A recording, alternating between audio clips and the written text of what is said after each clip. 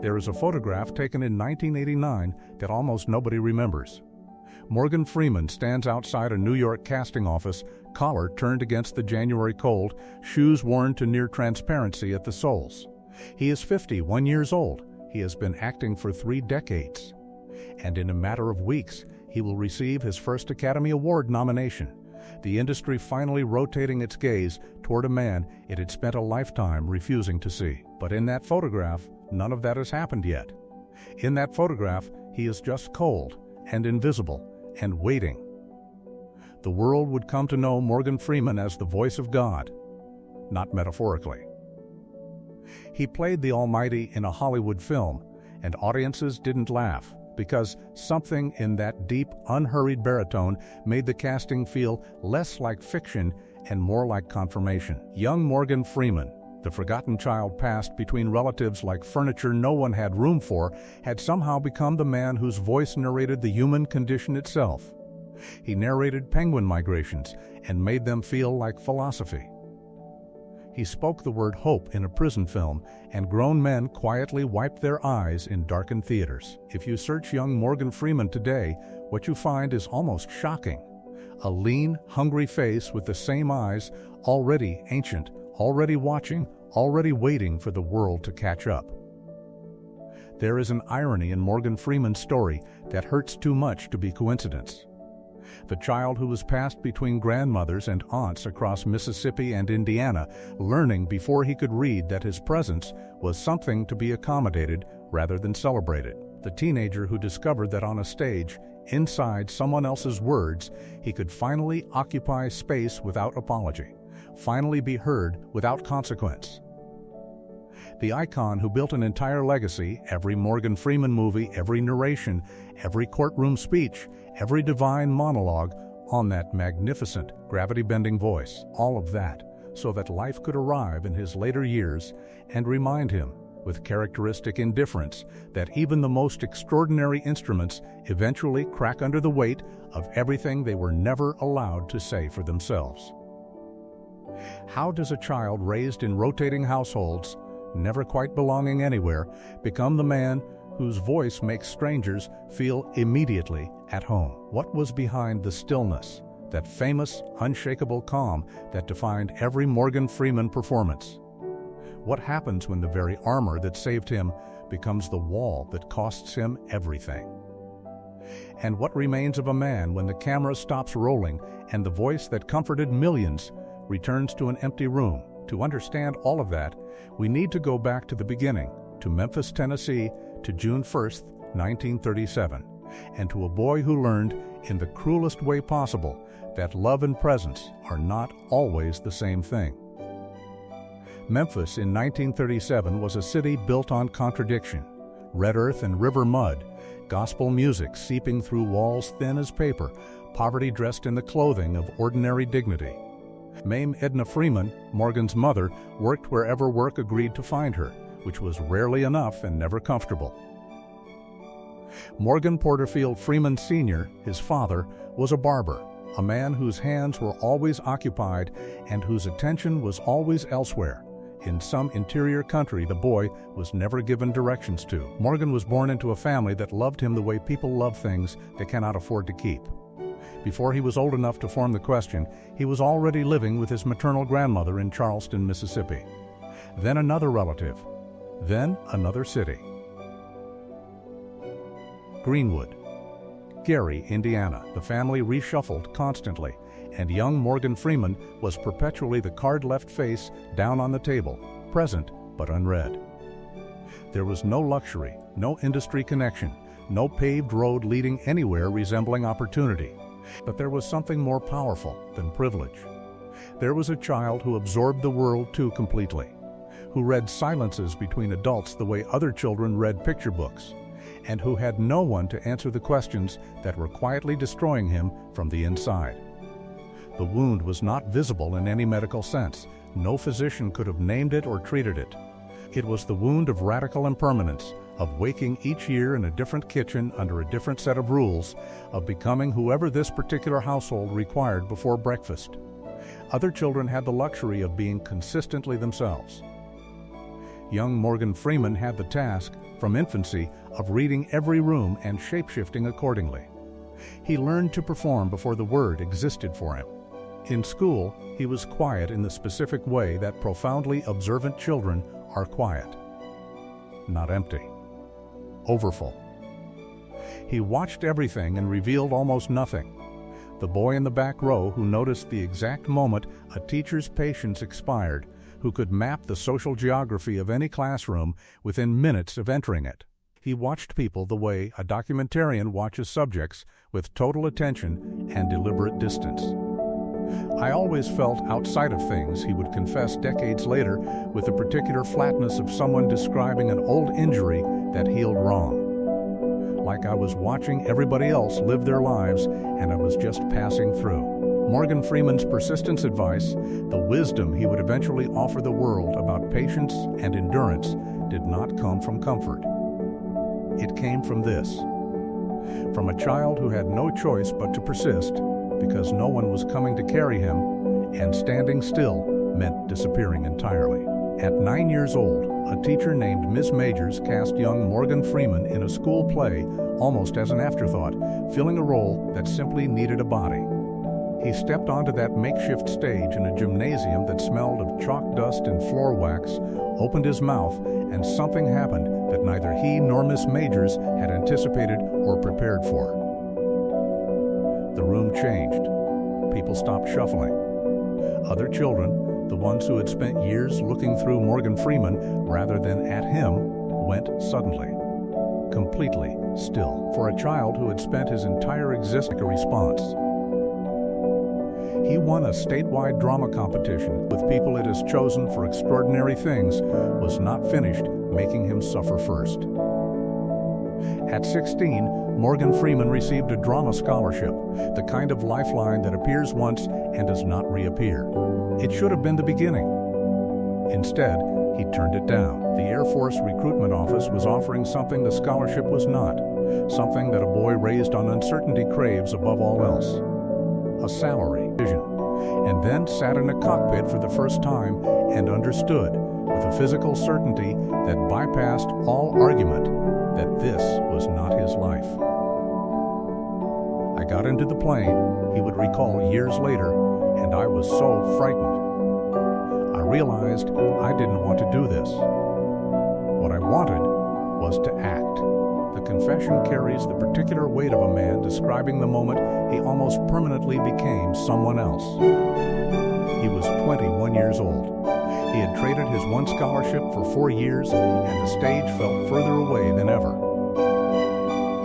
He arrived in Los Angeles in 1959 with almost nothing in his pockets and the particular determination of someone who has already wasted time and cannot afford to waste more. Los Angeles in the late 1950s was not kind to dreams that arrived without connections. It was a city that manufactured illusions professionally and crushed the people who believed in them with equal professionalism. The film industry had its hierarchies, its gatekeepers, its unspoken taxonomies of who belonged and who was merely visiting. Morgan Freeman was visiting, and everyone seemed to know it, except him. He took dance lessons. He worked as a transcript clerk at Los Angeles City College. He waited tables. He parked cars. He did every variation of survival that a city offers to people it has not yet decided to reward. And in every gap between shifts, he pursued acting with the focused desperation of a man who has already learned what it costs to walk away from the thing that makes you real. The rejections came with the regularity of weather. Casting after casting, the door closing before he had finished his sentence. His face was unusual, they said, not in the language of compliment. The roles available to black actors in early 1960s Hollywood were narrow, specific, and frequently humiliating, and even those roles were not arriving in Morgan Freeman's direction. He moved to New York.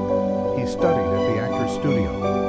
He performed in off-Broadway productions that closed before they found their audience.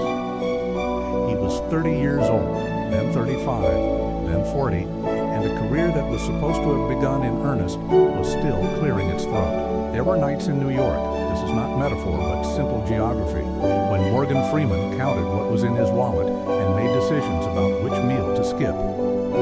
Nights when the gap between who he was on a stage and who he was on a sidewalk felt not like temporary inconvenience, but like permanent condition. The Morgan Freeman movies that would eventually gross billions of dollars worldwide existed nowhere except in an unimaginable future. In the present, there was just a middle-aged black actor in a city full of middle-aged black actors, all of them talented, most of them invisible. He found consistent work eventually in children's television, spending years on the PBS series The Electric Company through the early 1970s, a gig that paid the rent and quietly humiliated a man who knew what he was capable of. He was grateful and diminished simultaneously, which is one of the most exhausting emotional combinations a human being can sustain. His personal life during these years moved with similar turbulence. His first marriage to Jeanette Adair Bradshaw in 1967 carried the weight of two people trying to build stability in conditions that did not support it. The absences required by a performing career, the financial pressure, the particular loneliness of a man who had learned too young to keep his interior life entirely to himself. They divorced in 1979. Morgan Freeman, now in his early 40s, was starting over in multiple directions simultaneously. But here's what the industry did not understand about Morgan Freeman: what it would take decades and a string of Morgan Freeman movies to finally demonstrate beyond argument. He was not waiting to be discovered. He was being forged. Every rejection, every survival job, every marriage that buckled under the pressure of a life lived at the edge was not delay. It was material. In 1987, at the age of 50, Morgan Freeman walked onto a Broadway stage and performed in Driving Miss Daisy. What happened next is the kind of thing that gets described as overnight success by people who weren't watching the 30 years that preceded it. The performance was devastating in its restraint, a quality only available to actors who have spent decades learning that the most powerful thing a human being can do on a stage is almost nothing. Critics used words like transcendent. The role transferred to film in 1989, and Morgan Freeman received his first Academy Award nomination. He was 51 years old. The shoes in that January photograph were still worn through at the soles. Then came Driving Miss Daisy's cultural twin, the film that would permanently install Morgan Freeman into the architecture of American cinema. In 1994, he starred alongside Tim Robbins in The Shawshank Redemption, a prison film based on a Stephen King novella that performed modestly at the box office during its initial release, earning approximately $16 million against an estimated $25 million budget. The studio considered it a quiet disappointment. Then something extraordinary happened. The film found its audience on home video and cable television, spreading person to person the way only genuinely true things spread, and it eventually became the highest-rated film in IMDb history, a position it has defended for decades. Morgan Freeman's performance as Ellis Boyd Red Redding, the man who understood hope without being destroyed by it, was not acting in any conventional sense. It was testimony. Get busy living, or get busy dying. The line belonged to another character, but Morgan Freeman delivered it, and the world heard it in his voice. And that is the line people quote when they are standing at the edge of something frightening and need to step forward anyway. Driving Miss Daisy, The Shawshank Redemption, C7, $1 Million Baby, Bruce Almighty, Evan Almighty, and then the film that current search trends are bringing back into conversation, Thick as Thieves, his collaboration with Antonio Banderas that audiences are rediscovering with genuine enthusiasm. The Morgan Freeman and Antonio Banderas movie generating significant search interest this week as viewers seek out every corner of a filmography that spans 6 extraordinary decades. Each Morgan Freeman movie carries the same quality, that sense of a man who is not performing wisdom, but simply allowing it to be visible. He won the Academy Award for Best Supporting Actor in 2005 for $1 Million Baby, directed by Clint Eastwood. He was 67 years old. He stood at the podium and spoke with the same unhurried certainty that had defined every role, every narration, every courtroom speech, and the room was completely silent in the particular way rooms go silent when they understand they are in the presence of something that cannot be replicated or replaced. But behind the red carpets and the award podiums in the Morgan Freeman movies that were filling multiplexes worldwide, something was beginning to fracture. In 2008, Morgan Freeman was involved in a serious car accident in Mississippi that left him with a shattered left elbow, nerve damage to his left hand, and injuries severe enough to require multiple surgeries.